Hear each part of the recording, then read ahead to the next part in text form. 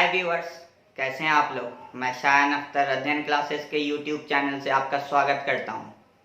अध्ययन क्लासेस के online study में आज का हमारा वीडियो है डिटर्मिनेंट के प्रॉपर्टी। जी हाँ, प्रॉपर्टी ऑफ डिटर्मिनेंट, जिसको हिंदी में हम लोग कहते हैं सारणिक के गुणधर्म। तो चलते हैं हम लोग अपने वीडियो की तरफ, जिसमें हम लोग पूरे टॉपिक को अच्छे से समझेंगे। इसको क्यों लाया गया है, इसके बिना हम लोग क्यों नहीं काम कर सकते हैं, सारी बातों को हम लोग अपने इस वीडियो में समझने की कोशिश करेंगे। और इसके 6 प्रॉपर्टी है। 6 प्रॉपर्टी को मैं आपको एग्जाम्पल से समझाऊंगा। उसके बाद आपको कभी भी प्रॉपर्टी याद करने की जरूरत नहीं पड़ेगी, सिर्फ आप लोग एग्जाम्पल को याद रखोगे, जिससे आपको प्रॉपर्टी समझ में आ जाएगा। तो चलिए हम लोग अपने वीडियो की तरफ।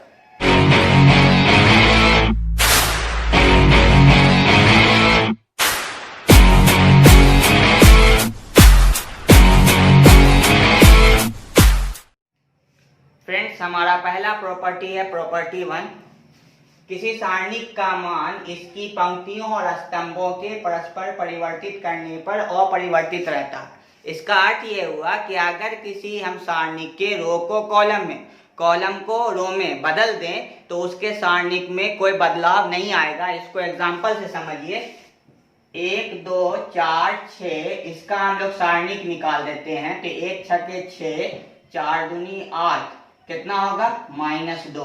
अब कहता है, ये मान लेते हैं डेल्टा। अब कहता है डेल्टा डैश। डेल्टा डैश का मतलब इसके रो को कॉलम में, कॉलम को रो में। तो क्या हो जाएगा, तो ये बन के आएगा 1 2 4 और 6। इसका वैल्यू निकालिए। 1 छके 6, 4 दूनी -8। तो क्या आंसर हुआ इसका, -2। तो आप लोगों ने देखा कि हमने रो को कॉलम में, कॉलम को रो में बदला, मगर डिटर्मिनेंट का मान पहले भी -2, अभी भी -2। तो ये पहला गुणधर्म है कि रो को कॉलम में और कॉलम को रो में बदलने पर डिटर्मिनेंट का वैल्यू नहीं बदलता है, वो सेम रहता है। तो हम कह सकते हैं डिटर्मिनेंट और डिटर्मिनेंट डैश, मतलब हम लोग परिवर्त पढ़े थे ना, ट्रांसपोज, वो दोनों आपस में बराबर होता है। तो ये भी कह सकते हैं ए का डिटर्मिनेंट और ए डैश का डिटर्मिनेंट वो इक्वल होता है। तो ये आपका पहला गुणधर्म था। फ्रेंड्स, हमारा दूसरा प्रॉपर्टी है प्रॉपर्टी 2। गुणधर्म 2 ये कहता है यदि एक सारणिक की कोई 2 पंक्तियां या स्तंभों को परस्पर परिवर्तित कर दिया जाता है, तब सारणिक का चिन्ह परिवर्तित हो जाता है। इसका अर्थ ये हुआ कि जब हम किसी 2 रो को या 2 कॉलम को आपस में इंटरचेंज कर दें तो सारणिक का मान पहले जो होगा वही रहेगा, खाली मान चिन्ह बदल जाएगा। अगर पहले माइनस में है तो बाद में प्लस हो जाएगा, पहले प्लस है तो बाद में माइनस हो जाएगा। उदाहरण से हम लोग इसको समझते हैं। जैसे 1 4 6 2 है, इसका सारणिक निकालिए। 1 दूनी 2, 6 चौके 24, आंसर हुआ -22। हम लोग क्या कर रहे हैं, R1 को R2 के साथ इंटरचेंज कर रहे हैं, मतलब R1 को अदला बदली कर रहे हैं R2 के साथ। तो चलिए, अब मेरा हो जाएगा ये 6 और 2, 1 और 4, मतलब 6 2 चला जाएगा R1 में और 1 और 4 चला आएगा R2 में। अब सारणिक निकालिए। 6 चौके 24, 1 दूनी 2, 24 में से 2 घटेगा तो 22। देखिए क्या बदलाव आया, आंसर तो 22 है ना। पहले माइनस में 22 था, अब क्या हो गया, प्लस में 22 हो गया, मतलब चिन्ह बदल जाएगा। अगर पहले प्लस होगा तो बाद में माइनस हो जाएगा, पहले माइनस है तो बाद में प्लस हो जाएगा। मतलब आपको इस तरह का काम करेंगे तो आपका डेल्टा जो है वो बन जाएगा -डेल्टा। ठीक है फ्रेंड्स, हमारा अगला प्रॉपर्टी है प्रॉपर्टी 3। गुणधर्म 3 यह कहता है यदि एक सारणिक की कोई 2 पंक्तियां अथवा स्तंभ समान है, इसका मतलब सभी संगत अवयव समान होने की बात हो रही है, उसमें जो अवयव दिए हैं वो समान है, तो सारणिक का मान 0 होगा। ये हमारा प्रॉपर्टी कहता है। मतलब कोई 2 रो R1 R2, R1 R3, R2 R3, C1 C2, C1 C3, C2 C3, अगर कोई 2 रो या 2 कॉलम के सारे अवयव बराबर हैं तो उसका आप डिटर्मिनेंट निकालोगे तो आंसर आएगा 0। उदाहरण देखो यहाँ 1 2 1 2, यहाँ दिख रहा है ना आपको R1 का मान R2 के बराबर है। यहाँ भी 1, यहाँ भी 1, यहाँ भी 2, यहाँ भी 2। तो आप इसका सारणिक निकालोगे 1 दूनी 2, 1 दूनी 2, घटा के आंसर हो गया 0। ठीक, एक और उदाहरण देखो 2 1 2 1। इस बार मैंने क्या किया, C1 और C2 के अवयव को समान रखा, दिख रहा है ना।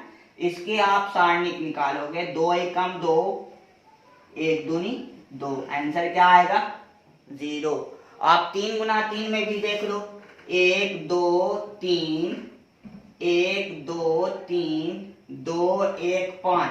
आप इसका आंसर निकालोगे, डिटर्मिनेंट 1 लोगे, 2 पंचे 10, माइनस 1 तिया 3, फिर माइनस 2, 1 पंचे 5, 2 तिया 6, फिर प्लस 3, 1 एकम 1, 2 दूनी 4। सॉल्व करोगे तो 10 माइनस 3 7, यहाँ माइनस 2 और यहाँ पर माइनस 1, प्लस 2 हो जाएगा ना गुना होके। यहाँ पे आपका 3 और यहाँ पे माइनस 3, तो माइनस में 3 तिया 9, 7 2 9, माइनस 9, आंसर क्या है 0 आया ना।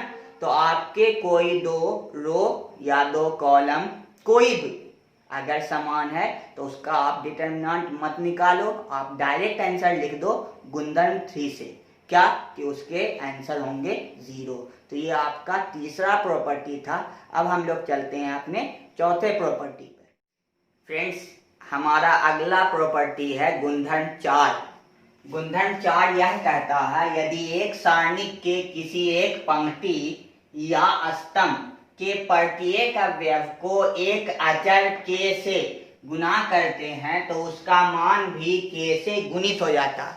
इसका मतलब ये होता है कि अगर किसी सारणिक के कोई एक रो या कॉलम को हम 2 से 4 से 10 से किसी एक अचर से मतलब स्थिरांक से गुना करते हैं तो पहले जितना सारणिक आ रहा होगा ना उसमें उतना से गुना हो जाएगा। आपको समझ में नहीं आया होगा, आप लोग एग्जांपल देखो, समझ में आ जाएगा। यहाँ देखो 2 4 6 2, इसका सारणिक क्या होगा 2 दूनी 4, 6 चौके 24, आंसर 20। ठीक है, हम क्या कर रहे हैं, इसको 2 से गुना कर रहे हैं तो हो गया ये 2 से गुना होके 4 8 6 2। 2 से गुना किसी एक पंक्ति को या किसी एक स्तंभ को ही, मतलब किसी एक रो और किसी एक कॉलम के ही अवयव को करना, सबको नहीं कर देना, नहीं तो फिर उतने के स्क्वायर से आपको काम करना पड़ जाएगा।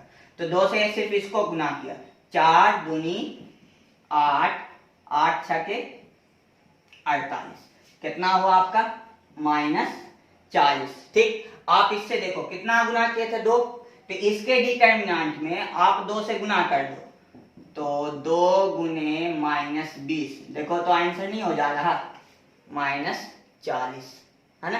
तो इसका अर्थ ये हो रहा कि कोई डिटर्मिनेंट है A11 A12 A21 A22, इसको आप k से गुना किया, ठीक, तो इसका डिटर्मिनेंट आपका हो जाएगा k डेल्टा, अगर ये वाले का डेल्टा है तो। ठीक है, इसका अगर 5 है तो k से जब गुना करोगे तो 5 गुने k। दोस्तों, पांचवा गुणधर्म जो है वो बहुत इंपॉर्टेंट नहीं है, उसका उपयोग बहुत कम होता है, इसलिए मैं आपको सिर्फ रफली समझा देता हूं कि पांचवा गुणधर्म होता क्या है। ठीक है, इसको मैं लिखूंगा नहीं, थ्योरी नहीं बताऊंगा।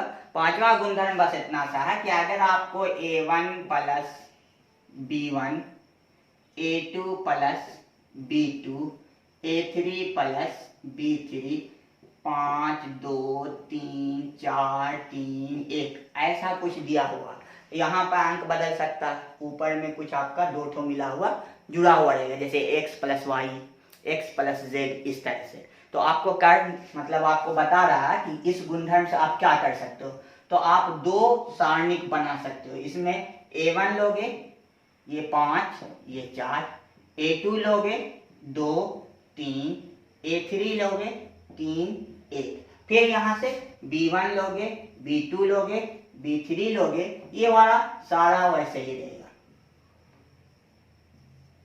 ठीक है, तो ये आपके गुणधर्म से ये आपको इजाजत देता है, अनुमति देता है कि अगर ऐसा बहुत बड़ा सवाल आपको है तो आप अलग अलग 2 ठो बांट के कर सकते हो। ठीक है, तो ये बहुत इंपॉर्टेंट नहीं था, इसलिए मैं आपको रफ में समझा दिया हूँ। ठीक है, इसका उपयोग ना के बराबर होगा, हो सकता है एक आध सवाल में मैं करूँ या नहीं भी करूँ। ठीक है, तो इम्पोर्टेंट नहीं था, इसीलिए मैंने इसको ज्यादा डीप में नहीं बताया, बस आपको रफली समझा दिया। ठीक, चलते हैं हम लोग अपने अगले गुणधर्म जो लास्ट है, जो सबसे महत्वपूर्ण भी है। तो उस गुणधर्म का उपयोग हम लोग अक्सर ज्यादातर सारणिक के सवाल में करेंगे। ठीक, तो हम लोग चलते हैं उस गुणधर्म की तरफ। फ्रेंड्स, हमारा अगला और आखिरी गुणधर्म है गुणधर्म 6।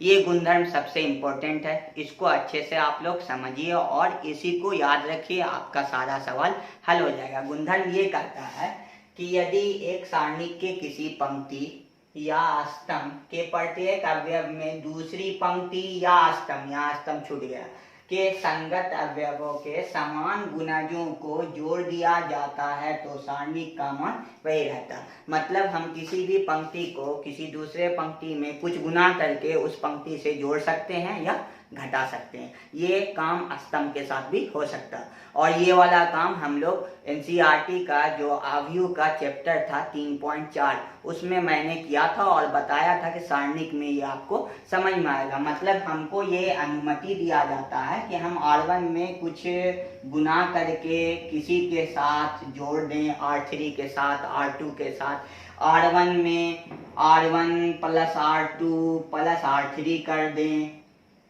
ठीक है, C1 plus C2 plus C3 कर दें। ये सारा काम हम लोग करेंगे और हमारे सारणिक पर कोई प्रभाव नहीं पड़ेगा और ये सबसे इम्पोर्टेंट है, इसी का हम लोग उपयोग करेंगे। तो आज के लिए हमारा वीडियो यहीं पर। जो हमारे प्रीवियस वीडियो को नहीं देखे हैं पहले वो हमारे पिछले वीडियो को देख लें, जिनसे उनको समझने में आसानी हो, और अध्ययन क्लासेस के ऑनलाइन टेस्ट सीरीज से जुड़ने की कोशिश करें। अध्ययन क्लासेस आपको ऑनलाइन टेस्ट 12th क्लास का और जनरल कंपटीशन का हर वीक में एक टेस्ट लेता है, आप लोग उससे जुड़ने की कोशिश करें। तब तक हम लोग चलते हैं, फिर मिलेंगे अगले अपने नए टॉपिक पर। तब तक के लिए अलविदा।